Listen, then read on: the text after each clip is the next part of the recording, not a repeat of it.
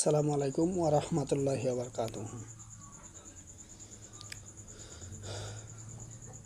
হযরত ইবনে দিনার রাদিয়াল্লাহু আনহু থেকে বর্ণিত, তিনি জাবের ইবনে আবদুল্লাহকে বলতে শুনেছেন যে উহুদের যুদ্ধে দিন এক ব্যক্তি নবী করিম সাল্লাল্লাহু আলাইহি সাল্লামকে বলুন আমি যদি শাহাদত হলে আমার অবস্থা কী হবে, অর্থাৎ আমি কোথায় অবস্থান করব।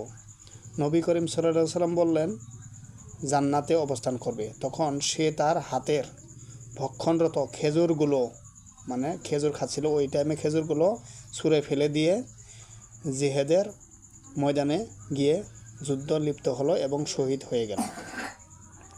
তে আমরা যারা এই যুগের নবীর উম্মত, তারা বর্তমান যদি একটা সুন্নত জিন্দা করতে পারি, আমরা কিন্তু শহীদের মর্যাদা পাবো বলে হাদিসের মাধ্যমে আসছে।